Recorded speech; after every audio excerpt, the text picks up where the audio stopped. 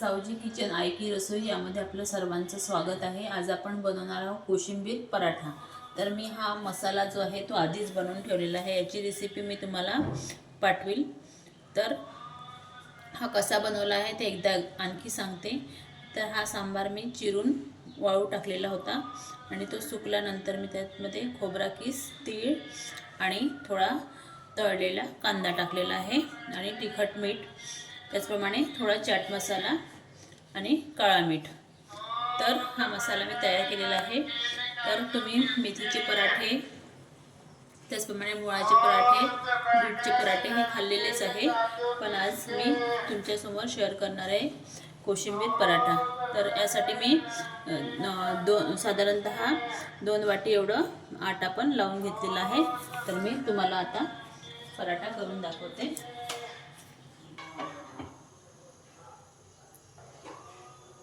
तर मी तवा हा गरम करायला मांडलेला आहे बघा। तर मी आता तुम्हाला पराठा करून दाखवत आहे।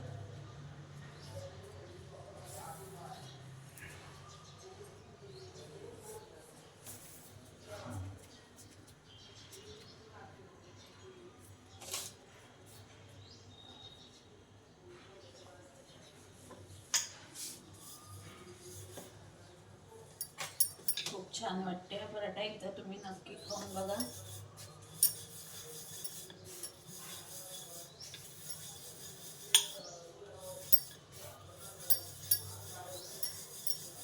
मी हा 2 पातीचा पराठा लाटत आहे।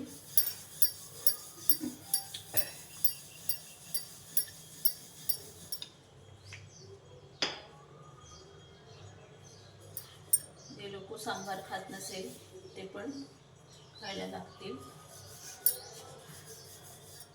तुम्ही एकदा नक्की करून बघा। बघा, आपण यामध्ये आता मसाला भरून घेऊया। खूप जास्त पण नाही आणि खूप कमी पण नाही भरायचा आहे। तर इथे मी मसाला भरून घेतलेला आहे। काठाने थोडं पाणी लावायचं आहे,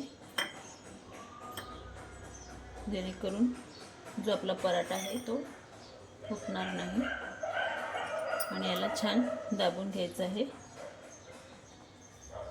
परत हलक्या हाताने याला लाटायचं आहे। जे काटा आहे ते व्यवस्थित दाबून घ्यायचे आहे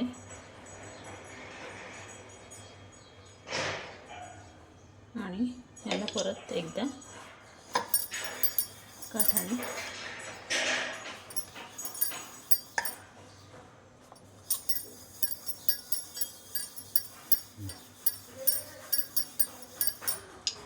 तुम्ही टिफिनमध्ये पण हे पराठे देऊ शकता। मुलं आजकाल सांबार हा खात नाही, तर पराठ्याच्या माध्यमातून ते खाईल, कारण की हा पराठा जो आहे तो छान वाटतो।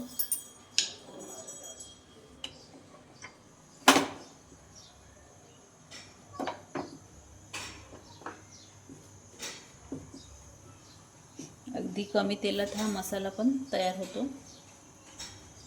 एकदम थोडं तेल टाकायचं आपल्याला, खूप जास्त तेल टाकायचं नाही आहे मसाल्यामध्ये। मी मसाला शेअर करणार आहे, तुम्ही माझ्या पुढल्या व्हिडिओमध्ये मसाला बघून घ्याल।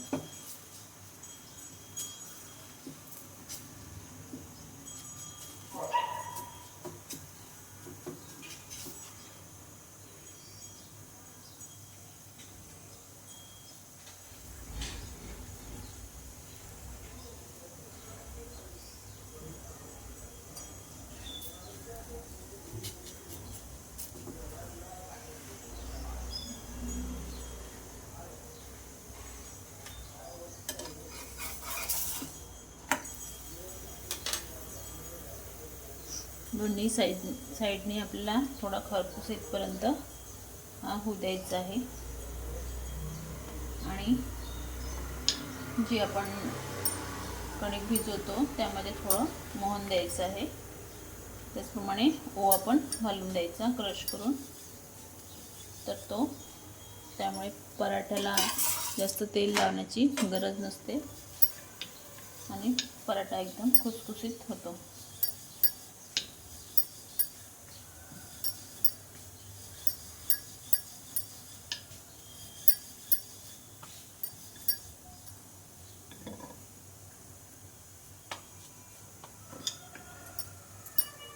यामध्ये तुम्ही आणखी दाण्याचा कूट पण टाकू शकता.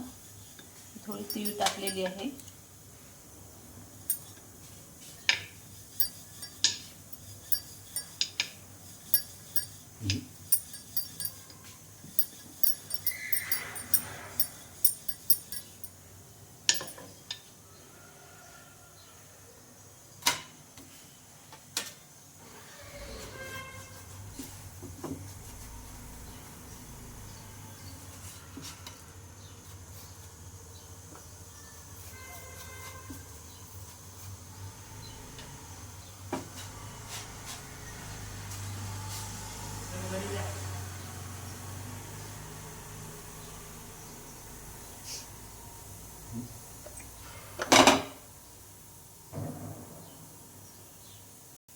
तर बघा आपला पराठा एकदम रेडी आहे. छान दोन्ही बाजूंनी भरपूर असा भाजला गेलेला आहे. तर मी तुम्हाला सर्व करून दाखवते. हा आपण शेजवान चटणीसोबत किंवा टोमॅटो सॉससोबत खाऊ शकतो. त्याचप्रमाणे कुठल्याही चटणीसोबत आपण खाऊ शकतो किंवा असंही खाऊ शकतो.